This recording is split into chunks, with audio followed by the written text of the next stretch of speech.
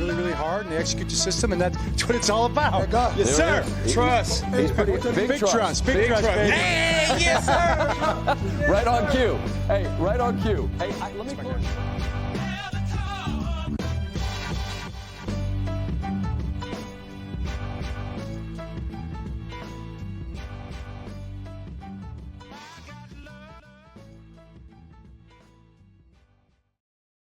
We are back on the Jumbo Set podcast on the Exit 52 Podcast Network, presented as always by Jimmy's Famous Seafood. My name is Jake Louque, and I'm joined as always by my good friend Spencer Nathaniel Schultz. How are we doing tonight, sir?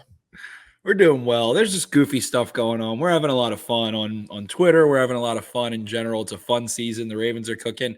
I'm laughing right now. There's been some really funny stuff going on, but Pat McAfee at Pat McAfee Show, May 19th, 2022.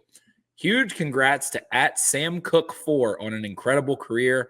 Thanks for everything you did for the punter position. Go enjoy life, brother. Cheers.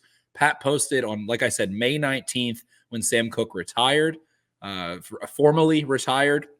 Sam Cook 29 minutes ago. Appreciate you, Pat. Thanks for making the brand what it is today. Just a nice 18-month later thank you to Pat McAfee. Tons of funny stuff going on lately. Good week of content, good week of fun win, just having fun. I hit a drive 300 yards today. I felt like Julius Caesar in his early days, I guess I should say, when I cranked that one. So I'm having a lot of fun. How are you feeling?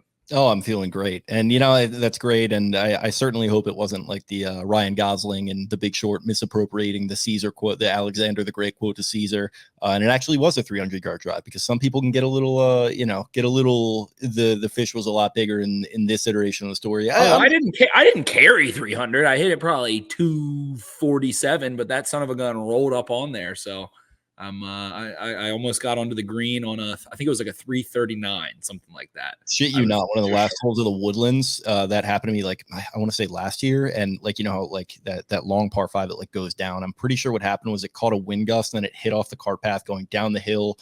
It literally, it must have gone 400. We were fucking. You're saying 18?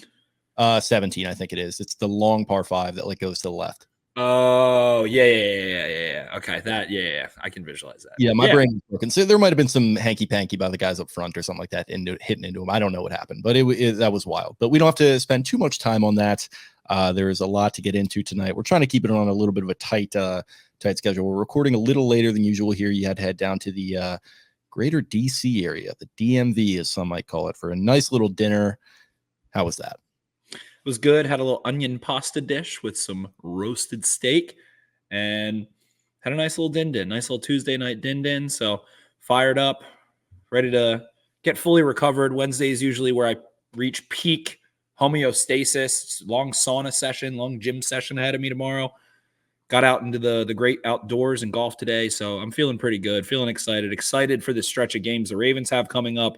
Game 2 of a 3-game homestand, and a lot of home games to finish things off here. I mean, let's talk about the fact, too, the Ravens have a game on Christmas night and then on New Year's Eve, and they're against the 49ers and the Dolphins. That is so sick. And the Ravens are looking right now like those are just going to be sick matchups, sick games. So a lot of fun. Feels a lot like vibes of 2019. I think the city's starting to buzz. I think people are starting to have a lot of fun with it, and we're here, man. We're here to make the bank great again, do all that good stuff. Hit me up if you want a T-shirt. I see a lot of people starting to get their orders. And we rolled out some Johnny T-shirts from one of the greatest. Again, Twitter's just been great lately. Lamar Jackson just solving quadratic equations on Twitter while he's abroad and tweeting out Johnny. So if you want a Johnny T-shirt, if you want to make the bank great again T-shirt, we're going to have some Banksgiving T-shirts. I do want to preface, I say before we get kicked off here, the Exit 52 boys will be having Banksgiving, I believe, the Tuesday of Thanksgiving week, if I'm not mistaken, Jake. Is that what we're planning on, Tuesday? It might be that or the Wednesday. I know, speaking of golf, I got a tournament that Wednesday, the Wednesday before, Blackout Wednesday, as some call it. We'll certainly see what happens this year. But yeah, it'll be one of those 2 days. It is going to be before Thanksgiving. I think Brian, his head's getting a little big. He coins that phrase on the instant analysis the other night. I think he wants that to technically be, he wants Banksgiving itself to be the Bengals Thursday night game coming up here. which, of course, we don't have to belabor the point, but I will not be in attendance for that. So it makes me sad. But, if you want to make it that, then that's fine. But we're also going to be doing the stream as well. And we're hopefully some fun stuff in the works as far as, putting his face on a turkey, for the graphics package and things of that nature. Just a lot of the creative juices are really flowing right now. They are. So we'll be doing a happy hour live session, I believe that Tuesday or Wednesday, where we're just going to have some guests. We're going to be having some drinks, having some fun. So if you want to join us for that, we would love to have that live stream. Going to be a happy hour live stream where we're fired up about, and should be a really fun time too. So lots of fun stuff in the works. I guess while we're at it, we're not going to have the Settleman on tonight either. And we do have the Snapback Sports Thursday night football. We have about 90 tickets left, I believe. Thursday night football, 11:16. The Ravens host the Bengals. $25. All you can drink, hot dogs, hamburgers, and quote unquote other special foods. Beer, liquor, all you can drink. That's going to be going down in Lot H. You can find those tickets on my Twitter. You can find them on Jack Settleman's Twitter as well. So go get those before those sell out. I imagine a good bit of those will start to move. You can use the code DUMMIES for $5 off of those. And I guess that's all the happenstance maybe that we have going on before we get into it today. Yeah, there was a little bit of housekeeping to do, but that's just the way that it goes. We got to pay the bills around here, and it is that time of year, man. Things are just absolutely popping off. We definitely had our quiet stretches during the summer. We had the summer of banks. We had people in and out of vacation. We had all sorts of things going on. Orioles were hot, so we definitely did have a lot to talk about. But right now, things are just things are coursing through the veins of this fan base right now. As far as the Ravens go. And 7-2. Yeah, you made the point. I think looking as good at this point in the season as they have in many, many years. Funny enough, 2021, what were they, like 8-2 that year? And then they wound up going 8-9. So that was a fun season, certainly. Last season, I think they started out strong, and it's just kind of, the injury to Jackson after the Denver game or during the Denver game, and things just kind of slowly fizzled out. You had all the contract shit going on. It's just right now the vibes are absolutely peaking. He signed the contract. All of that is behind them. His body language is way better. You got Odell Beckham scoring the touchdown against the Seahawks. You have him running onto the field celebrating with Justin Tucker. Lamar Jackson it just feels like he is in an all-time good place personally right now, and certainly he is in a very good place professionally after that dismantling of the Seahawks, which I guess we can get into. Let's crack open in the notebook a little bit. Definitely. We can start with Mega Culpa, which last week, I guess it was the same thing. I said the same thing after the Lions game. I feel like we put all the pieces together, and neither of us really had that gut feeling this was going to go bad. We didn't get into that kind of 1 foot in, 1 foot out. We sometimes tend to do when we do the predictions that, I have a bad feeling in my gut, but I have a good feeling in my brain, things like that. I think we put the pieces together again, and it was just the same thing. Like, the Ravens pass rush was going to be too much. The Seahawks hadn't faced a quarterback as good as Lamar Jackson. And Myles Garrett does apparently think, according to the Up and Adams show with Kay Adams, that he would take Joe Burrow over Lamar Jackson. Tons of people are trickling that clip around, whatever. I actually had Matt Robinson, the producer, I think, of the Up and Adams show, send me that, trying to get me to share it. I was like, all right, man. But so it was like, again, I feel like I put the pieces together, but still didn't see the puzzle. And the Ravens are really good. They're just really fucking good. And now you see guys like Keaton Mitchell popping off a little bit. Guy only played, I think, 10 snaps, had 10 carries, like 12 snaps, something like, or no, excuse me, had 14 snaps and like 140 yards, almost 10 yards rushing per snap he played. Not even carry he had. The wheels in the bus. Shout out to our guy. Was it Ravens Fan for Life on Twitter? I think so. The wheels in the bus. The wheels in the bus. Keaton Mitchell and Gus Bus Edwards. Just so many things when you go back and watch the tape. But the big thing for me was just like I put the pieces together again, just like the Lions game. It was like I don't think they do enough defensively to confuse the Ravens. I don't think they have the offensive line and talent to kind of thwart Mike Macdonald's pressure system right now. And I was like, all right, Ravens win 29-23, and they blew them out of the water. And then going back, I was indulging in some frat sodas on Sunday and stuff, having a good time. It was a close game for a while. Like the whole first quarter, I think it was 0-0, if I'm not mistaken. The Ravens end up scoring early in the beginning of the second quarter to make it 7-0. I think it was 17-3 at half, something like that. So not, crazy out of hand, definitely a solid lead there. But man, this team, after the two kind of years of blowing leads and feeling uncomfortable and all the close games, they just move. They just finish. They just close. They just hit. And something we talked about earlier, and we were saying one player on the Ravens doesn't really fit this persona, but it's the dumb jocks, man. They're just the dumb jocks. Kyle Hamilton and Roquan Smith. The amount, and Patrick Queen is full jock now. We were kind of questionable of him as, a real 100% jock. He's full jock. You can see it. The amount of times where like Kenneth Walker was hitting a cutback lane or something, and then the jocks just got his ass. Like Hamilton, Smith, Queen, Stone, all those guys, freaking Geno, man, coming down. Those guys are hitting dudes. It is violent. It is wild. So I again, just didn't quite see a blowout coming. It didn't feel like they were going to blow both of those teams out, and the Ravens are rolling. I think the biggest thing about it is that they're healthy. They're pretty much as healthy as they can possibly be.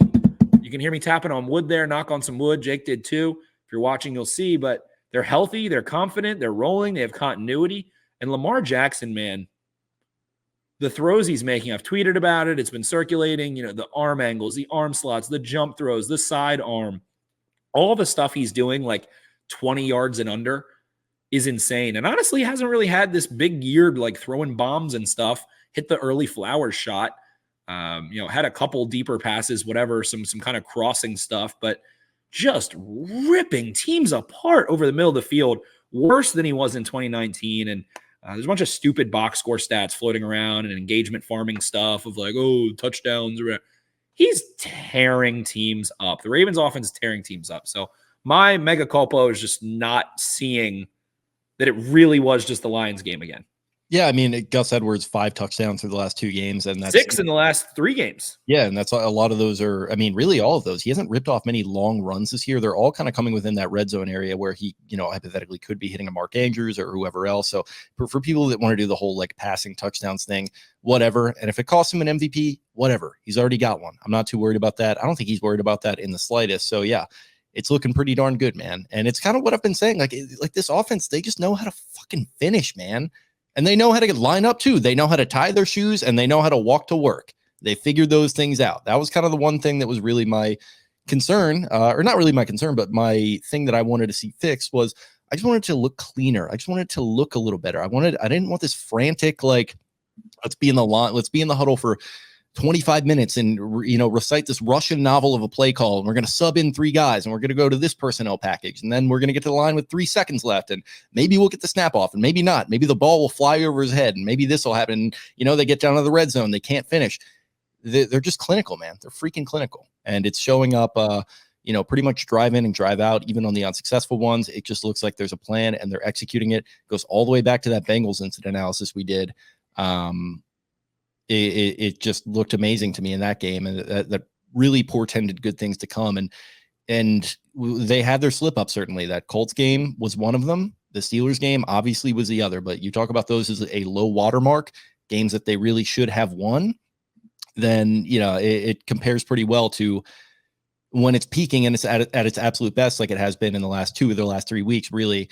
And you could throw the Cardinals game in there too. I think they looked good at certain points in that, but overall, it's kind of all coalescing and coming together at a pretty darn good time for them, because you mentioned it. They've got a little bit of a gauntlet coming up here. The Brownies are not going to be an easy out this coming Sunday. The Bengals obviously are very tough to quickly turn around to play on a Thursday there. And then, it's a big homestand, but some tough teams down the stretch. But I think they've shown they can play with anyone. And I think it goes into my take that you need an alien at quarterback to really be a Super Bowl contender in my eyes. Because I look at these rosters like the Seahawks and the Lions, and man, they're talented. They're really well coached. They've got guys at every level, but it's an alien at quarterback, and it's also playmakers on defense. You need to be able to take the ball away too. And if you lack that killer instinct, it could be tough in an offense or in a league that has turned into basketball on grass in a lot of ways with some of these offenses. You need guys like a Geno Stone that can take the ball away at will, which is such a weird thing to say. I would not have even thought I'd be saying that like 6 weeks ago, but Geno Stone turning into an automatic bucket on that side of the ball for them. So yeah, it's clicking. And really the only concern right now is, are they peaking a little bit too early? Yeah, I don't think they are. I think that they are not even, I don't think they've peaked yet. And the score might not indicate that. They did play people go, the Cardinals, they only beat the Cardinals. And the Browns just blow the Cardinals out. They're about to play Browns, whatever. they're still not even all the way there. Like there are still, I guess, to break into the notebook, there are still past game concepts, things that don't make sense that are happening. But that's the beauty of it. I did a YouTube video. You can find it on the YouTube page called, I think, Why the Ravens Are the Best Offense in the NFL. And my logic is, as I've said on the podcast we've been doing for years, because they run every type of offense. They run spread quick game, spread option runs, spread just gun run. They run shots and play action out of spread. Then they go under. They've got screen game. They've got RPO out of spread. They go under center and they're booting and they're running zone and they're running quick game and they're taking play action shots. And they can go line up 3 tight ends and 6 offensive linemen and punch you in the mouth. And if you cover it perfectly, there's a play I have in that breakdown. You really can see it all on the first touchdown drive that they had. They ran like, and it's funny because to your point, Jake, they can tie their shoes. They can get they can get in their car, commute to work, show up on time, have a cup of coffee, be smiling, perky, and ready to go. But they are running completely different concepts, play to play and drive to drive and series to series. And they're starting to get that comfortability, especially against zone looks, which they will always get more of because of Lamar Jackson's legs, where they know where the soft spots are going to be and when it's timed up and when they can hit that little shot in the hole, things of that nature. So they are throwing the kitchen fucking sink at defenses in terms of spread elements, West Coast elements, under center power game, like pro style, what people think of as pro style, which is really under center kind of eye and single back stuff. They ran a split back veer with Mark Andrews as a split back where Justice Hill took off one way. It was a GT. Then Mark Andrews lead blocks for Lamar Jackson. And then they'll go run it like a completely different concept. I know some people don't love the screens. The screens keep defenses honest. Even if they're not these big successful plays, it's like, well, shit, we can't really sit back deep over top or we're going to have to come up and tackle. Like it's making teams at least respect the width of the field quickly in that sense. So it might be a little bit more effective than it is in EPA and, the quantitative metrics that we all love so much. I think those are some of the gaps you can see in analytics. That is making a defense have to think we have to cover every blade of grass. So Todd Monken is just doing a fantastic job exactly doing that, making defenses cover every popularized concept that's in the NFL. They run a high rate of motion on top of it. They run the ball a lot. Diverse pass game, while it's not that clean still, and that's why I don't think they've peaked yet. It really still isn't that clean. A lot of it is Lamar Jackson doing crazy shit, and that's why Kurt Warner, again, took so much heat. I think we're seeing progress in that direction. I think Mr. Warner would agree as well, but still it's not there all the way. So I'm excited to see this offense continue to grow. Rashad Bateman, Odell Beckham look fast and physical, and Bateman's blocking, and Odell is fighting and fighting and fighting. And on that fumble Odell Beckham had was such a viciously clean, professional, savvy comeback route, isolated. There was a lot of talk because he played a few more snaps in the slot.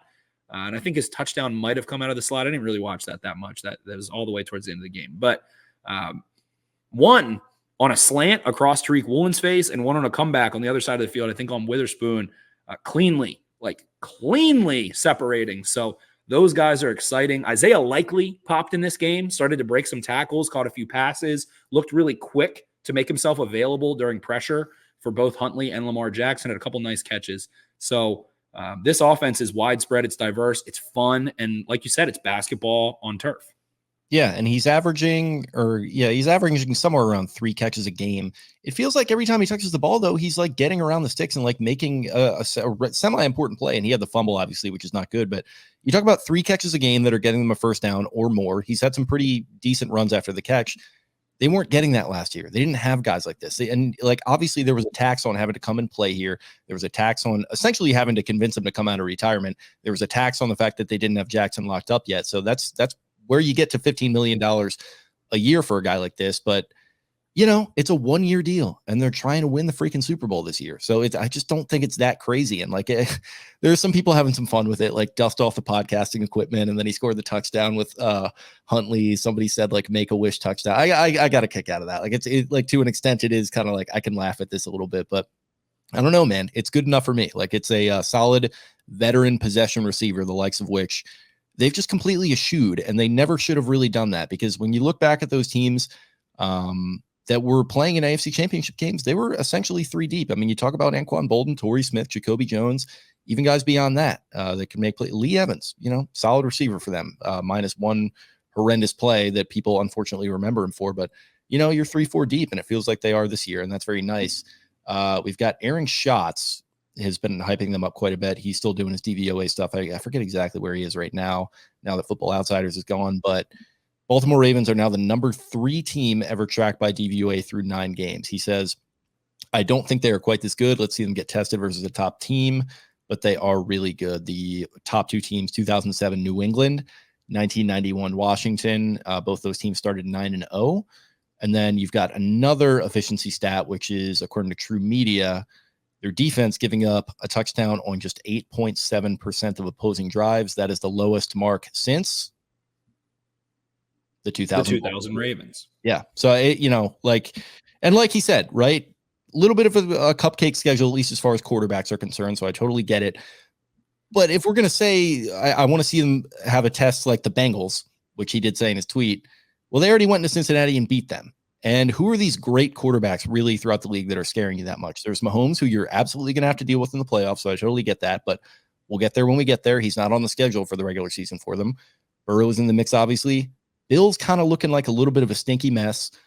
Tua, I'm excited to see how that plays out, that offense. I think they might be on a little bit of a fraud watch here as far as being a Super Bowl contender, but they can win any game, I think, if they're clicking on all cylinders. So, yeah, like they'll get to those tests when they get to them, but I think they can play with just about anybody, and those stats really seem to back that up. The efficiency numbers, love this team very much, very much, just kind of like we do. They certainly do, and when you go take a look at all of those efficiency numbers, I mean, overall, the ones I do like, and I'll even go ahead and say this too. Like, we have spent so much time talking about PFF grades and stuff. They're like better than they are bad. They're like more good than they are bad. They are better than the average fan. I tend to agree with them and feel that sentiment. Not like I'm grading them on a scale or anything that meticulous, but I mean, Lamar Jackson is playing the best football. When you go look at any efficiency, he's top 10 in any efficiency and just still isn't even really trying that hard. Like, it's not this difficult effort. The Ravens haven't had to come from behind or anything like that. So maybe that's what like the talking heads are missing from buying in all the way or something. Like, oh, they haven't had a comeback. Well, it's like, all right, they are winning every single game. So sure. And so now the people are retorting back to like, well, this is just like 2019. They run the ball all the time and they haven't, blah, blah, blah. Lamar Jackson, to your point, has probably 6 pass catching options that he trusts to be in the right spot and see coverage the right way. It is a much more popular, acceptable pass game than what 2019 was. And the things that people want to see from it are happening. Like Nelson Aguilar and Lamar Jackson have a nice connection. Odell Beckham, Rashad Bateman, Mark Andrews, Isaiah Likely, like all these guys. Devin Duvernay is coming off the bench. A guy that Lamar Jackson probably trusts a fair amount, especially as your 5th receiver there. Then you pair that, started segueing into the defense. I mean, they don't blow coverages. Like, they don't have any fuck-ups. The one thing they had, like DK Metcalf, the Seahawks did do a nice job against pretty much prevent defense late in the first half. And Metcalf runs like a really delayed dig, and the stunt didn't work up front, and Roquan Smith didn't quite see it in time, and then DK Metcalf runs, and then they just strap their boots in and go get a stop, force a field goal. And they're just playing this man-match quarters pressure defense where you watch motion happen, and the Ravens just are – it's like – I feel like what's going on based on the information that I've gathered and heard and things I've watched, they have like one-word play calls. It'll be like Ohio, and Ohio has like 100 different variations to it. all are like, okay, if it's a 2x2 to the field side, this is what happens. If they motion into 3x1, it's all if then.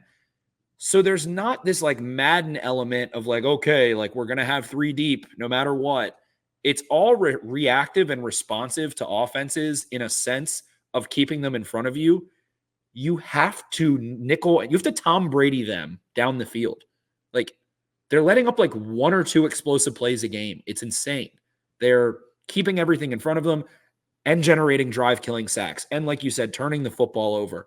Kyle Van Noy is having 2 sack games with like strip sacks. Like it is the basketball on turf isn't just the offense. It's more so on the defensive side of the field. They are so fast, so reactive, so precise, and just intelligent to movement and route concepts and what's happening in front of them, passing off in coverage, like when they're in man coverage, where leverage is. They are so smart. They are so well coached. It is so simple, but so beautifully complex at the same time, which leads into, I think, a bigger conversation of Mike Macdonald. And like their defense isn't, I think Arjun Menon, the guy who worked for PFF, I think he's at Sumner Sports now, shared like cash spending in relation to defensive performance, not cap hits, but cash spending. Shout out to JLC who loves to talk about that. The Ravens didn't spend that much cash this year defensively. Like there aren't crazy payouts this year necessarily, and they're just so efficient. So it's like the system versus the talent. I think there's a solid amount of talent, but I think the system is one out of, I think it's the best in the world. I think it's the best in all of college football and the NFL right now. And Mike Macdonald don't have to do no sign stealing, not happening in the NFL. So there's no kind of false logic there for his time at Michigan. But I think that guy is out of this fucking world. And man, it kind of almost feels like Rex Ryan a long time ago, except a completely different human being, like at the precipice of what did you innovation. Say? Rex Ryan, but not a weirdo. Yeah, it's just like if Rex Ryan was just like a nice, handsome, well-spoken, calm guy instead of like a foot-loving Mark Sanchez weirdo that maybe got him in trouble. But hey, Rex Ryan went to back-to-back AFC championships, so he wasn't some failure of a head coach necessarily. But I just don't know, man. It's really going to bring some questions in.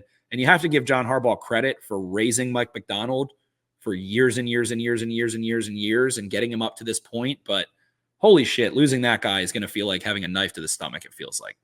Yeah, it's interesting. And I mean, you said it the other night that, you want the transition to occur. John's 61 years old. I mean, I'm one of the bigger John guys that there is, but I'm seriously considering that as well.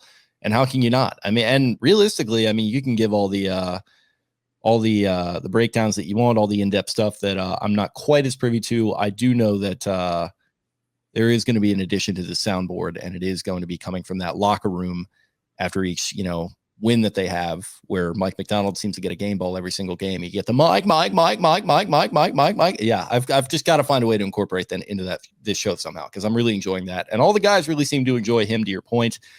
Yeah, and to all your schematic stuff, absolutely. But you're absolutely right. He's just a young, charismatic dude in his mid-30s, and teams are going to be absolutely salivating over him, not just for his scheme, but for the fact that he could do exactly, and it wouldn't shock me at all if he did exactly what John Harbaugh did, where he went in there as John was a relatively young guy, early 40s, I think. Mike would be a little bit younger, but just go in there and succeed from day one. It would not shock me in the slightest. So he is an asset that I would not be keen to lose. And if serious and difficult conversations need to be had, I'm willing to at least have them, because he is one of the bigger rising stars that we've seen in this organization. Meteoric, really. I mean, it's been not even 2 years that we have ever seen, I think. And what he's doing with their pass rush, and I mean, shout out to Dr. Rush, Chuck Smith, they bring in. Yeah, our boy. Our freaking boy. He has, like, Odafe Owe understands hand-to-hand combat and could, like, maybe go compete in, like, some sort of, like, I don't know, Muay Thai competition. Like, all of a sudden, Odafe Owe is stringing together moves based off of leverage, spinning inside, spinning outside, swiping, and then ripping through. And it's not this, like, robotic, I'm going to now rip. It's smooth, quick, precise. Almost had a sack on one of them. Ends up getting a sack on another. Jadeveon, like, all of those guys are playing so confidently and rhythmically as a pass rush. It is out of this world as opposed to what expectations were going into the season. They are able to stunt and create pressure. They can, of course, do the sim pressure and blitz a Kyle Hamilton or a Mallet, but it hasn't been that in like a month. It's just been those front guys. Like Queen and Smith aren't getting sacks in the last like month. It's straight up Matabike, Owe, Pierce, Clowney, Van Noy. Like it's those dudes getting sacks. It's just really, truly unbelievable. And I think I saw Next Gen Stats posted that teams that hold the ball for more than 2.5 seconds, which is about the average NFL release time to throw from snap, are minus 144 EPA against the Ravens. And the next closest is like minus 78. If you hold the ball, you will die. Like they are so sound on the back end paired with that pass rush, you will die. You can't hold the ball. So that starts to be interesting when you look at the teams in the AFC. All of the quarterbacks hold the ball. Like Josh Allen holds the ball. Pat Mahomes holds the ball. Joe Burrow, okay, well, earlier this year was the quick stuff. He's starting to hold the ball. He said he feels fast again. He's breaking tackles, doing all that point guard Joe Burrow stuff. Like Tua is the one who doesn't. So that's, I think, a curious matchup. I think that might be maybe the best matchup if they're both healthy for the Ravens defense in terms of giving them a challenge. But man, I mean, Deshaun Watson holds the football. Trevor Lawrence, he can get the ball out. He'll hold the ball though. Herbert, maybe we'll see. Like I'd say Lawrence and Herbert are kind of hit or miss with that. They can have some more quick games, things like that. But man, if you hold the ball, you'll die. And it's hard to generate explosive plays against such a jocked up, athletic fuckboy defense that has these guys on the back end that they do if you're getting the ball out quickly. Like, okay, you want to throw screens, throw a quick game? Okay, then it's Roquan Smith and Kyle Hamilton and Marlon Humphrey and Geno Stone, God forbid, a Marcus Williams, Adafe Owe. Matabike chased down a screen. Bam. Just nothing. He didn't even see it coming at all. Jumped upfield at Geno Smith and then went and made a tackle 3 yards past the line of scrimmage, like 3 steps. Bam, bam, bam. So they're jocked up. They're ridiculous. And this team is ridiculous right now. So just, man, I'm really excited to see this Browns game. The Browns are getting their intel from Kenyon Drake and James Prochet, the little inside sources there. And I feel like Channel 3 is the type to broadcast all activity. He's not going to be like, oh, I'm not giving you guys any hints. I don't know. But Browns are going to throw the kitchen sink at them. Everything they've got. They got somebody else, right, who's going to be like a double agent? I know of Drake and Prochet. Oh, yeah, it was Drake. That's who it was. Sorry. Yeah. So those are the only 2 I know of. So, and that's, I mean, both offensive guys, and it's a different offense, I feel like. Kenyon Drake wasn't there throughout training camp, and James Prochet hasn't been there throughout the season. So, whatever. But Browns have a good team. That's just not moving the needle for me. All right, like you can steal signs, you can counter stallions as bitch, do whatever you got to do. That's good for those. There's guys. not in the NFL. There's not signs. Like there's hand motions to audibles and stuff, but that just changes all the time. That's exactly. I mean, they literally will. They know that people are trying to steal those, so they will. Like Peyton Manning used to like make up fake one, like dummy ones, so that people would, It's in the words of Nick Saban, do what you do best. Focus on someone else. Defeat yourself. In the words of Stephen A. Smith, we don't care. All right, you know what I'm saying? We don't care. All right, Justin Matabike, 6 games in a row with at least a half a sack for a franchise record. I mean, the trio of him, Stone, and Patrick Queen. I mean, that is quite a bit of money that is going to be made between those guys in the coming should be somewhere total contract value, probably somewhere around 170 million. I would think maybe 150, 170 million between those 3. Yeah. So you talk about losing Macdonald. I mean, that obviously would be huge if it were to happen. And I mean, you got to think that DaCosta is staying up, with some sleepless nights here, trying to figure out how to keep at least 1 or 2 of those guys. I just don't see how you can't keep 2 of those guys. You kind of have to. And shout out to Howie Roseman. I mean, Howie Roseman's kept the core members of that defense together for a couple years here now. You got to figure that out. Definitely have to figure that out with those guys. But might be, I mean, hey, McDonald's, if there's not a Newsom to DaCosta like plan presented to Mike Macdonald, I think he's probably gone next year. meaning like, hey, we have a 5-year plan for you and you're going to be the next 20-year head coach of the Baltimore Ravens. And I sure hope that's what it is. I don't think it's going to get much better than a Mike Macdonald. So with that in mind, keep those guys, keep those players, keep these guys around for a couple years. Got Lamar Jackson locked up. Keep continuity. The locker room has buy-in. Everything's bought in right now. And hey, they're on a 4-game win streak. So we're just, singing songs of flowers and daisies and rainbows and sprinkles and lollipops and gumdrops. But man, this team feels special. It's exciting. It's fun. And time to do it, man. Got a gauntlet coming up, but it's a fun gauntlet. It should be fun. This should be fun. I'm not like, oh no, fans shouldn't be like, oh geez, I'm really worried. No, it's like, let's see what they can do. It's like a challenge. So I'm going to declare, I'll say it today. I did this with the Orioles. So I'm going to ride my hot streak. The Baltimore Ravens have made the playoffs at 7-2. They're in the dance. I feel like you said this a couple weeks ago. Maybe I did, but they're in the playoffs. Yeah, so you were way ahead on that news. You're just absolutely just jacked to the tits with this team right now, which is jacked great. To the tits. The division's not over yet. I might say that if they beat the Browns. I might say the division's over if they beat the Browns. If they go 2-0 here within the next week, then it's over. If they go 2-0, they won the division. Yeah, pretty much. So yeah. So with that, we can cruise on into our segments here, our Jumbo Set weekly segments. If you're listening, like and subscribe on YouTube. If you're not on YouTube, hey, go help us out. Go like and subscribe on YouTube. That's the easiest, fastest way you can support Jake, myself, Taylor, Brian, and Eric, the Exit 52 crew. So go like and subscribe on YouTube. Like it all. Subscribe to us. Helps us out. Pays us a little bit of money. We're building this thing up. We love you guys. Thank you to everyone who's bought T-shirts. Speaking of new ad read when you're done here.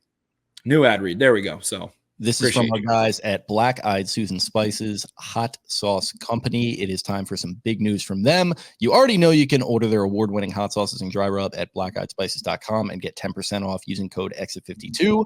But up until now, you can only get their stuff in person at the Seasoned Olive in Fells Point and the Wine Source in Hamden, which just changed. Now, if you are grilling for your session with football, your pizza order for hockey, your chips and dip for UFC, your omelet for Formula One, I know you're a big fan of the hot sauce and the omelet there, Spenny, or your parents' boring dinner experiences, a lack of hot sauce emergency, you can just head to your local Ace Hardware store. Their award-winning products are now available at the following Ace Hardware locations for our DC people. You've got the Old Town Ace Hardware in Alexandria, Logan Ace, Tenleytown Ace, Frager's Ace, Petworth Ace, all in DC, Old Tacoma Ace, Silver Spring Hardware in the Maryland burbs of DC, and last but extra not least, the Canton Ace, the Waverly Ace, and the gosh darn Federal Hill Ace Hardware on Light Street right here in Baltimore.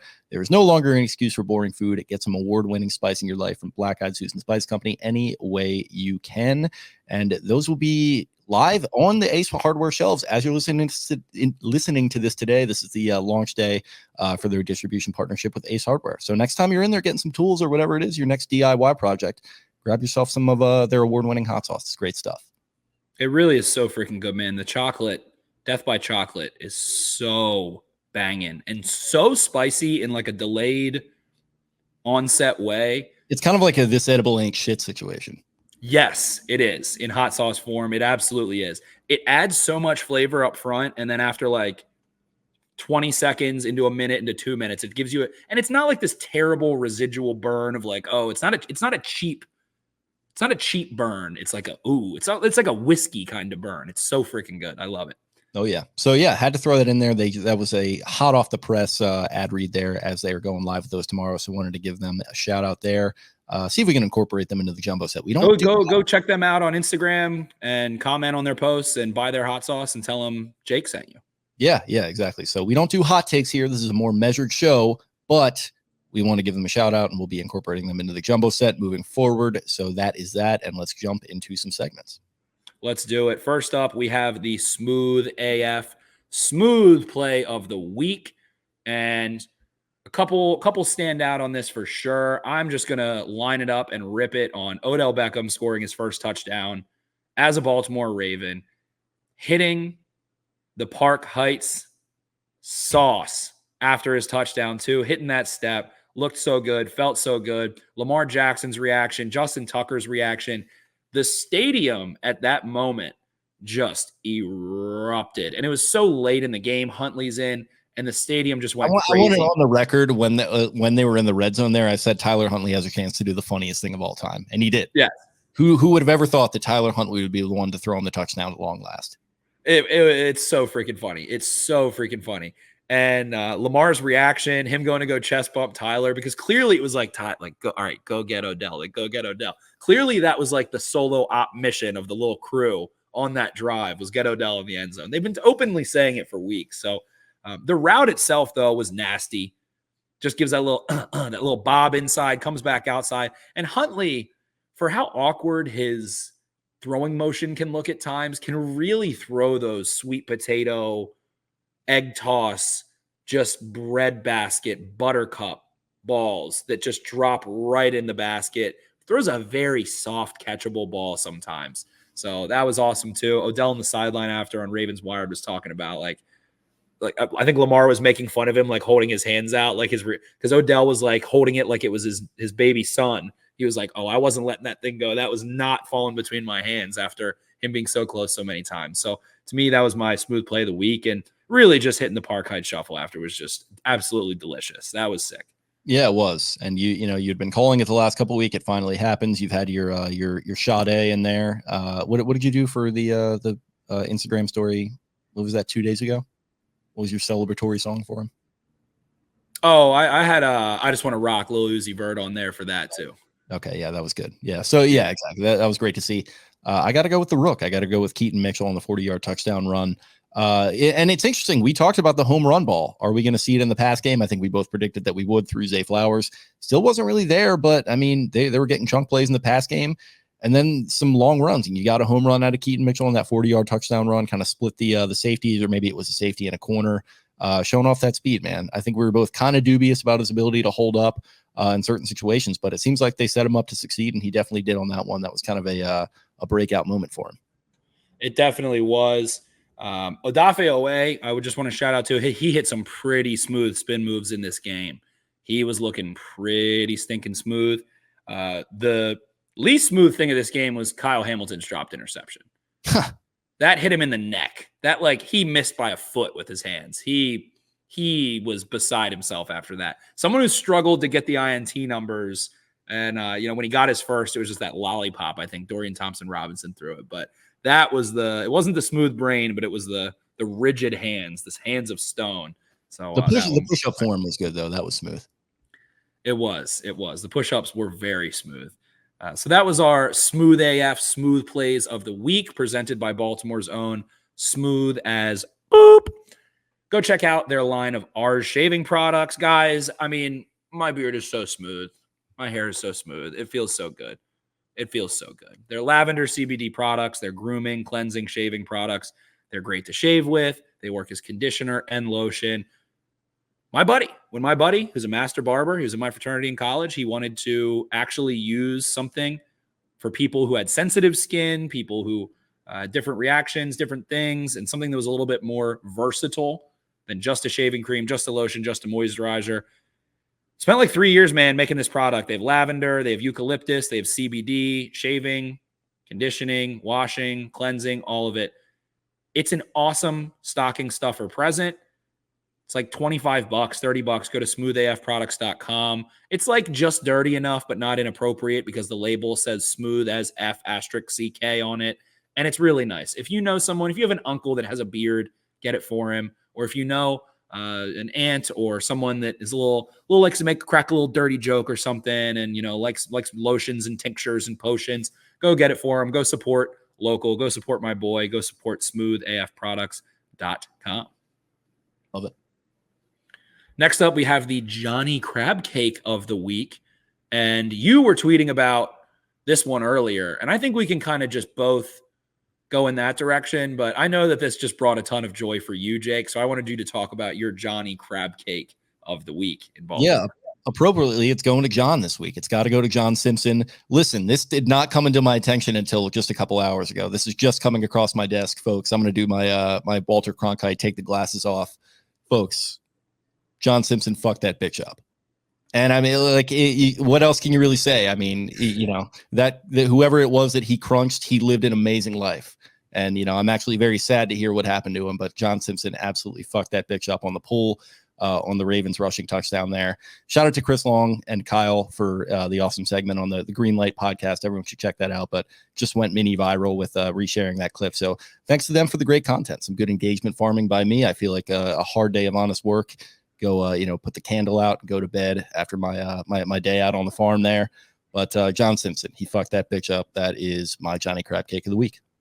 Definitely. Michael Pierce cracks me up. The John Simpson stuff is hilarious. And honestly, Cole and I, there are some people that, like, John Simpson is the Ravens' worst offensive lineman. Like, it's pretty clear, but he also has, the irony of it is that Chris Long is sharing a 2-minute long clip of him just absolutely eviscerating people. Yeah, which he does do. Highlight reel for it. It wasn't just that one. He does put bodies in the dirt and has an edge to him and always has that. He'll lose like 3 or 4. And I've been bitching to Cole for like a month. Cole kind of just like laughs and says it back too. And I've been privy. I'm in that chat. So I've been. Yes. It's me, Jake, and Cole. And, but then I had the realization like of that highlight. And there are some people that are like, well, this doesn't show up. Like, all right, don't take it that seriously. He has some sick highlights as a lineman. Chris Long's a big boy. He wanted to show some stuff. But if your worst lineman, and don't get me wrong, he's losing 3, 4, 5 reps as bad and as clean as you can lose them most games. Like, Jaron Reed fucked him up a couple times in this one. But if your worst lineman has a highlight reel, when you're a team like the Ravens that likes to run the ball down teams' throats, if you're a John Harbaugh team, that's fine. If your worst lineman through 9 games has a 5-minute long highlight reel of pancakes and putting bodies into the earth, you're fine. It's fine. Yeah, man. That made me have a nice realization. You know what? He's Chris Davis. He's going to go 3 for 15 in a 3-game series, and 2 of them are going to be home runs. So you're okay with that, aren't you? Yes. It might not be a perfect one-to-one comparison, but that's just kind of what came to mind. And Cole keeps reiterating his big concern is that in a big moment, John Simpson is going to cost them. So that's Cole's boldest of takes, that he didn't even – I don't know if he shared that publicly, so sorry for outing you, Cole. But Johnny Crabcake, he deserved it. Takes out there. Let's have a take. Don't suck. It's okay. It's okay. And also, like, what were the expectations for him too? That's the other part of it. Like, is the expectation that he's going to come in and be like an All-Pro guard? No, definitely not. He wasn't even a guaranteed starter. It was a big story when he earned the starting job. Yes, it was. So I'm turning the new leaf. We're John Simpson supportive. This is a John Simpson supportive podcast. He's fun. He's fun. When you look at it that way, he's fun. And the fact that he loses the way he does even makes it better in the, like, not every play because you're a Ravens fan has to be the best play ever and shit goes wrong. I got to find that picture of him when he earned the starting job. That was the funniest picture I've ever seen. I don't know who took it. It might've been Jonas or somebody in the locker room down there in Tampa where he's just like, literally, it's just a frontal shot of him. Just smile. It's incredible. Like a third grade picture. Yeah, great. Exactly. It was like a school picture day. Yeah, it's just great content with John Simpson right now. That's really what I'm in the game for, is good content. And that's exactly the point. John Simpson is good fun. He's good, wholesome fun. And the fact that he does lose sometimes and stuff is part of that good fun. Yeah, listen, he's the unstable compound, right? He's Phil Mickelson out there, and it's great to watch. It is. I just want to shout. We'll just keep shouting out Michael Pierce because he is the Johnny Crabcake. I'm not kidding. The only times that the Seahawks could stop him, he was being bear hugged. And it wasn't called, and he wasn't even like flipping out about it. I think if it was a close game, he would have made a scene like after a couple of them. He is working people. So I just want to continue to shout him out. We love the big boys. This is a big boy podcast. It is the Jumbo Set. We love you guys for listening. We don't have any other segments, do we? Is that? Am I blanking on something? I think we're good. Think we're Gucci? Think we're Gucci. So with that, go buy some t-shirts. Make the bank great again. We have some Johnny t-shirts, some Johnny gear. We've got stickers we're passing out. Go buy some tickets on the Snapback Sports Thursday night football tailgate. They're going to go pretty fast, I think, here as that game starts to approach. So if you want to do the world's cheapest all you can drink and all you can eat that Jack is putting together, because Jack basically made a really cheap tailgate that's all you can drink and all you can eat because Jack makes content. So he's, I think, losing money on the tailgate. Speaking of a content guy, it sounds like he might have some more intel on a potential Derrick Henry situation that might have been, shot down by certain people and might have been reported by somebody. We don't have to get into it. We'll listen to the Punchline podcast. Listen to the Punchline podcast. If you're listening to this, definitely go support Jack. But I think Jack is eating money on the tailgate and hopes he'll get like lots more YouTube views and things like that. So if you want to be part of engagement farming in the sense that you get to get drunk for cheap and eat good food and hang out with a bunch of dumb idiot studs like us, then come on down, check my Twitter, check Jack's Twitter, and we'll probably settle up with the Settleman next time. We had to go a little late. We didn't even talk to him today. We'll catch up. He's been a busy boy too, but come check out the Bengals game. Keep packing the bank. Keep using Twitter to sell tickets to Ravens fans. Go save yourself some fees, save other people fees, and sell to Ravens fans. The bank was loud. It needs to get louder. The Ravens, I think, now have 5 of 8 remaining games at home and hopefully go get a home playoff game. I think if the bank is loud enough, like it was on Sunday, the Seahawks had 2 false starts and just were struggling to communicate. On Geno Stone's interception, Geno Smith tried to make an audible, and Tyler Lockett is like, I can't hear you. I can't hear you. What's the play? Putting his arms up and shrugging, and led to an interception. So there is a direct, tangible impact of standing in M&T Bank Stadium and screaming on third down, and it is silent count and a lack of communicative ability for the opposing offense. There's not some fugazi thing going on here. If the stadium's loud, it's harder to operate as an offense. So it'll help the Ravens win games. Nobody knows that better than the Seahawks. And that ball was not within a country mile of Tyler Lockett. That was, I think you're absolutely right. That was a miscommunication thing, because I think Geno kind of threw his hands up too, or Geno Stone or Smith, I should say, threw his hands up. He almost got me there, but Smith, Stone, Smith, Stone. So with those Smiths and those Stones, we're going to get the Stone out of here.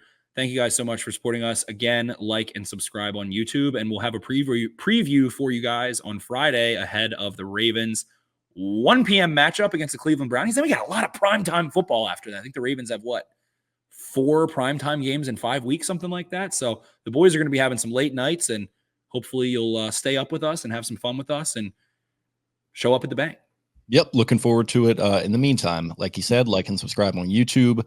Go ahead and get some comments going. Let's rev the engagement up. Let's just get that engagement farming going. Get the combine harvester out. Get the tractor, John Deere, things of that nature. Let's get all that going. Follow us on Twitter at Exit52 Podcast, at Jumbo Set Podcast for this particular feed. I am at Jake Louque. That is Louque. He is at Ravens 4 Dummies. That is the number 4. You can follow the other 3 chuckleheads at Barstool Banks, at Taylor Smythe 10, at EDITTI 22. Thank you guys as always, and we will talk to you again very soon. See ya. Arrivederci.